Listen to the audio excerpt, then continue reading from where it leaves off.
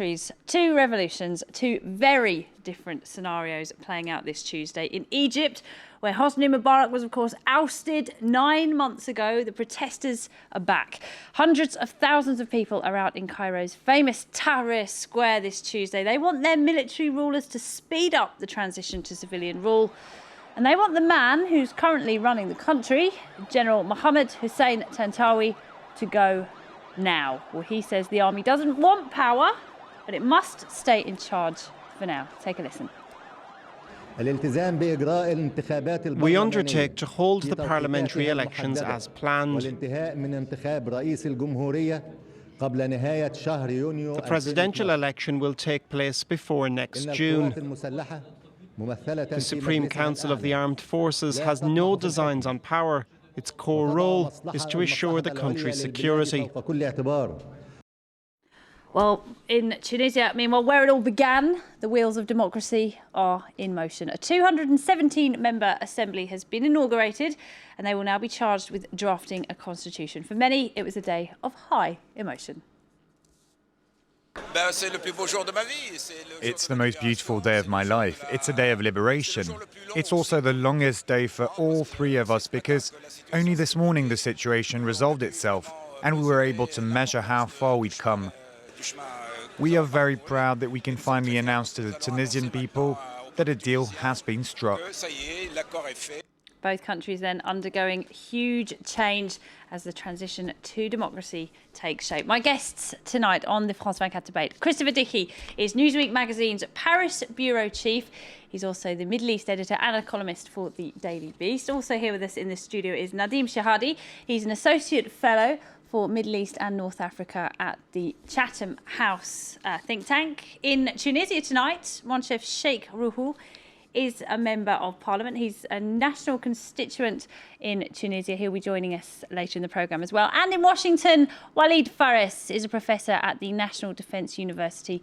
He's also the author of The Coming Revolution. So all of our guests with us tonight. Christopher Dickey, if I could start with you. We heard from Tantawi in the last hour. He said the army doesn't want power. Look, we're the army. We want to defend the nation. We don't want to be in this situation, and we're quite happy for the political process to happen. Do you believe him? I think what the army wants is all the authority and none of the responsibility.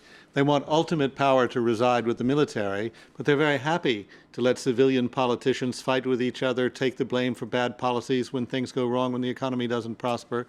If that's fine with them, they want to be the repository of ultimate power in the country. And in the meantime, they want to protect all their vested interests. They have huge financial interests in the country. They have factories, they build roads. There's a lot of money that goes into the high command, and they don't want that to be touched. They don't want to be investigated for corruption. So they want to make sure that they are protected and that they keep authority. And if holding elections is a way to do that, with a few adjustments and maybe an agreement with the likely winners, the Muslim Brotherhood, then that's what they're aiming for. Nadim Shahadi, the Egyptian army does have quite a distinct role compared to other armies around the world. They control, as Christopher said, a lot of the economy. Some 40% of the economy is under the military's control. They're not going to give up their interests that easily, are they? Well, it's also a question. You see, the Egyptian army is the regime. It's been the regime since 1952, and they managed to, in a way, to get rid of Mubarak and offer him as a sacrifice, if you like, and maintain the regime in power. But the trick didn't work on the protesters in Tahrir Square. So it's in a way a battle of wills between them. They're trying to sell stability, satisfy yourself with what you have. Let's do it gradually. But I don't think that the protesters are accepting this, and this, the offer of a referendum is a bit ridiculous also. Let's talk about the referendum, because first of all, as soon as Tantawi finished speaking, there were huge boos and jeers coming from Tahrir Square. The protesters were clearly not happy with what he had to say. And he did say, look, if you want us to stop running the country, there has to be a referendum. What do you think of that as a tactic? You see, the difference in Egypt is that Egypt has two solid institutions, whereas in a place like Libya or Tunisia or Syria in the future, you will be starting with tabula rasa. So the transition process will take longer and will be a battle between the old institutions and the people who want change. And it's very possible that if he gets his way and there is a referendum, that the military will win the referendum because the protesters are in Cairo, in Alexandria, but there's a huge countryside where people are not on the same pace, not accepting change on the same pace. All right, let's bring in Dr. Walid Phares in Washington. We're hearing what the protesters are saying. They're saying they want Tantawi out. 9 months ago, they were saying they wanted Mubarak out. But the truth is, there's no alternative right now, is there? Well, they think they do have an alternative if they continue, if they can press on in Tahrir Square and probably in other cities, because not just centralized in Cairo. They feel that they can hit the next deadline, which is the beginning of the legislative elections. One of their plans, possibly, is to pressure the military to make a statement about transition to civilian order, including giving clear dates about, all the elections, including also the issue of the preamble before a few days from now when the legislative elections would happen. Now, the question is going to be maneuvering between the military and an organized force in Egypt, which is supportive of the move to weaken the military, but not very obviously, and that would be the Muslim Brotherhood. By last Thursday night, the Muslim Brotherhood and the rest of the demonstrators were united to come to Tahrir Square. Thursday night in the evening, there was another deal cut between the brothers and the military. So now, those who were finding themselves in Tahrir Square are the opposition minus the Muslim Brotherhood. So we're going to see in the next few days how the alliances are going to work. Will the Muslim Brotherhood and the rest of the secular forces stick together, or one of them will move and cut an alliance with the military? And when you look at those scenes in Tahrir Square this Tuesday, do you think that there should be an election in just a few days? We're talking about 45 million voters. This would be one of the biggest democratic exercises in the world. This is a huge task. Is this the right time? Well, if there is a social eruption in liberal democracies, should it be in France, Britain, or the United States of this size, meaning tens of millions compared to the size of Egypt and in downtown, would there be election? I don't think that one can do elections while this is happening, but one cannot cancel the principle of elections.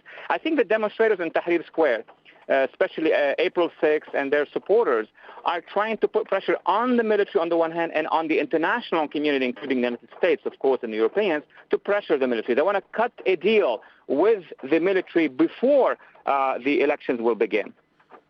Right, and let's not forget, of course, the Egyptian army has been for many years allies of the United States, so they have an interest in what happens here as well. Well, the Egyptian army also finds itself now part of the same old system as the Muslim Brotherhood. The Muslim Brotherhood have survived for a long time in opposition to Mubarak, in opposition to the regime. And they're comfortable with that relationship. So they're capable of, they're more capable of cutting a deal with the army than they are to reinvent themselves in a way that would be in tune with the protesters in the streets. The protesters are leaderless and faceless, and they're an unknown quantity, and the Muslim Brothers don't speak that language. A deal between the Muslim Brotherhood and the armed forces is absolutely not what the protesters were calling for earlier this year, was it? No, it's not what they're calling for, but it's probably what they're going to get. Now, that doesn't mean it's the end of the story. I mean, you may well see the Muslim Brothers or parts of the Muslim Brotherhood try to cut a deal with the military push back. What the Muslim Brothers don't want is a situation where the military still has the authority to throw them out of office 6 months from now or a year from now. So they want to make sure that if they're in office, they can stay there without being threatened by the military. But there's no guarantee that the people won't turn against them, too, because or these kinds of people who are out in Tahrir Square now. What we have in Egypt now is something the likes of which we have never seen in the Arab world. We have a completely dynamic situation with a lot of forces moving against and around each other, everything at play and nothing decided. And it's really very exciting. It's scary, But it's very exciting because we've just never seen anything like this before. That's absolutely right, isn't it, Walid Phares? The Arab world is no stranger to armed struggle, but this is the first time we've seen a peaceful protests overthrowing a regime. Nobody knows how this is going to turn out. Indeed, Laura, this is a new era. This is an era that we are experimenting. We have not seen the same in the Arab world. In some cases, it went well. We're gonna discuss Tunisia. In other cases, as in Libya, because of the nature of the regime, it went into a civil war, and there will be a post-civil war.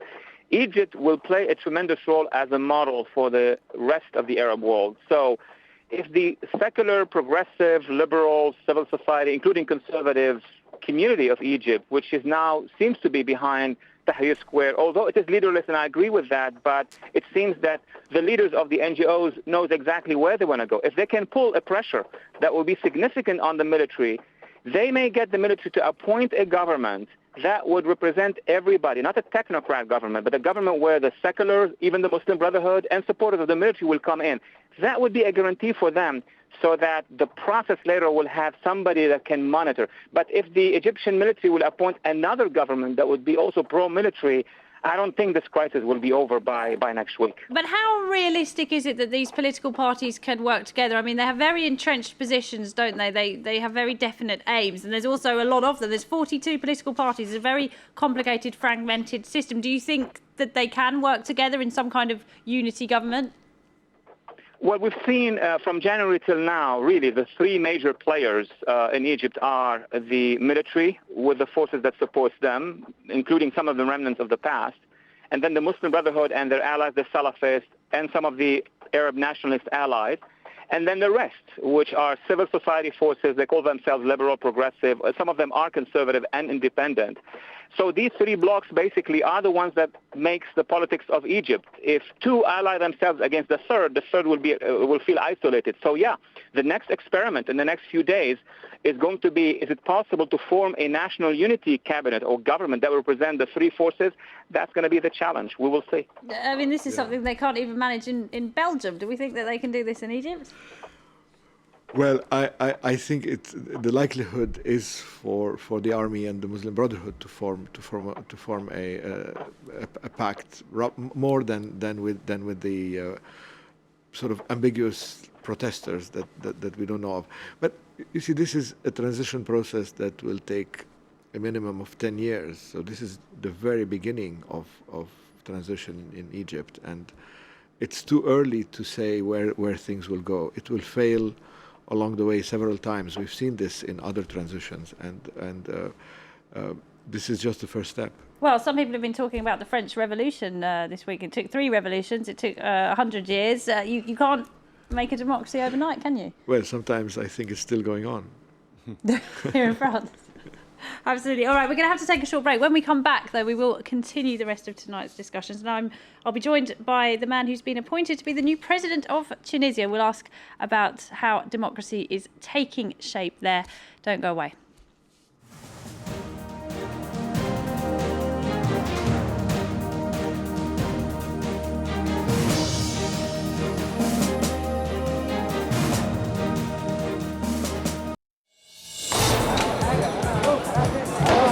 Months after the overthrow of Hosni Mubarak, France 24 returned to Cairo to find out how Egyptians were faring, and this is what we found. Follow our series devoted to Egypt's unfinished revolution. Don't miss our special programs on France 24.